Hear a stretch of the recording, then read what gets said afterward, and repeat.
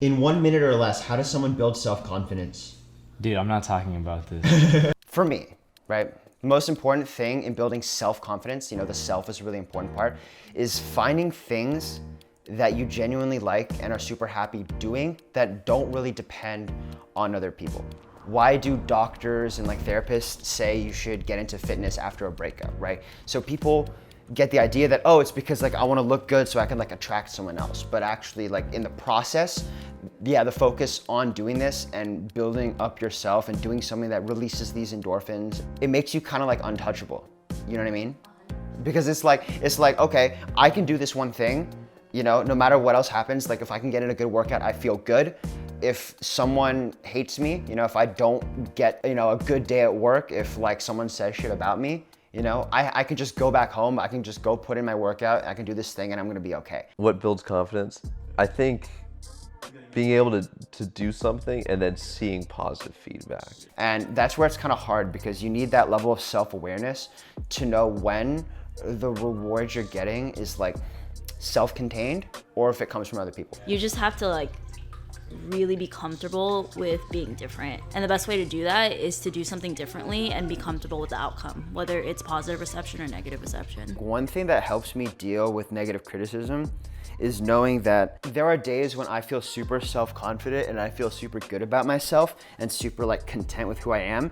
And on those days, I don't feel like all the time, but on those days, judging someone or, being critical of someone, it doesn't even cross my mind. It's like a proof, right? If I'm self-confident, I would not be judging people. Therefore, if I receive criticism or judgment, it doesn't make sense to give that too much weight because you know that it comes from a place of insecurity, right? And therefore, do you want to be dictated? Do you want to dictate what you do based on people who are insecure? Not really. I mean, it's okay to be insecure, but you got to put it into that perspective. I'm insecure as fuck. You know what I mean? I think it's also easier if art isn't always about building confidence. Before, I used to be really constantly looking for feedback because I was oh, I need this negative feedback because it helps me get better. I need this criticism because it keeps me woke and keeps me self-aware. But now I'm well, why do I need to get better? You know what I mean? Why do I need to improve things? What's the point of getting better? If I was really just doing this for my own happiness, then I wouldn't even care about how good I am. I would just do things. And that begs another question. It's maybe people who actually end up really good don't even look for feedback. You know what I mean? I wonder if the artists that I look up to, I wonder if they ever even read criticism of them. I care if I'm good at anything, you know what I mean? I care, even if I were to be paid the same amount my whole life to do anything, I would care that I'm good. I'd care that people like my shit, you know what I mean? I don't know why I care.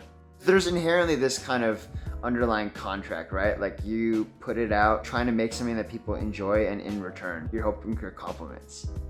I mean, that's one aspect of it for sure. The other thing is I just enjoy the process, right? Yeah. So I enjoy the process of making it, it's just giving me actual enjoyment. And then when you're done with it, it'd be a shame to lock it away. I honestly burned out at tech. For a while, I was getting a lot of reward from programming, CS, software engineering.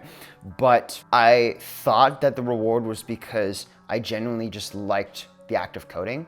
But I realized over time that there were a lot of really hidden things in there. It was giving me financial stability, I fit in with the culture, either family pressures, especially if you grow up as an Asian American, you get so used to doing things based on expectation. I was so used to getting that reward and then treating it like an internal thing and telling myself, oh no, I just really like this. But then what happens is once you keep putting in the same amount of work, but those other rewards disappear, it just feels empty. I'm not saying that I don't like tech, not that I don't like software engineering, but I was not aware of the actual reasons why I was doing it.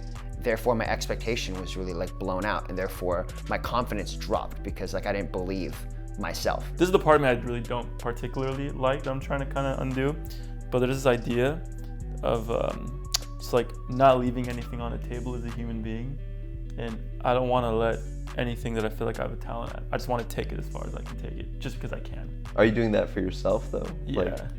It's not really such an altruistic Well, that's still kind of altruistic. Well, where do you draw the line? Because in a sense, you are making things for other people, right? Or else, if this was all about self-confidence and doing things for you, you wouldn't be sharing it, right? You wouldn't, you know what I mean?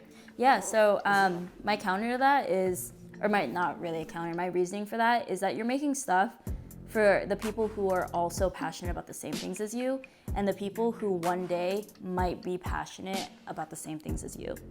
Your goal is to inspire. It's not to showcase. Per se. Yeah, that's actually a good way of putting it. That's a really good way If of you are putting it. into the same art as I am, and I put my stuff out there, you're gonna be like, wow, she is so proud to show that off. We're talking about being creatives, right? I want to make videos, and the reason why it's satisfying is both because the process itself is very, it feels good, but also because I do get rewards from other people. I do get positive feedback, sometimes negative, but overall, like, I do get this kind of like feeling of attention, right? That it's unavoidable, and like both are very valid motivators to keep doing this. They're both sources of confidence, but you just have to be very honest about which one is keeping you in this. You know what I mean? And you got to know like when you're really doing what for each.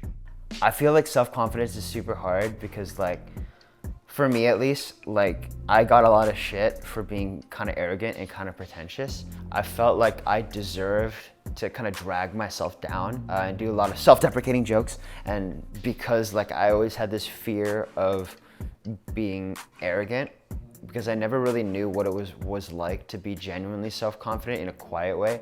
For me, I was always like, oh, either like I tell people I'm the shit, or I go out of my way to drag myself down to make myself humble. And then I realized, actually, if I want to just be confident and content, I just shut up. It's like you're walking a thin line, but I don't know. At the end of the day, it goes back to the first point I said about finding things that make you happy, finding the rewards you get out of it, and being very honest about what those are. Yeah. So. Bam, mic drop.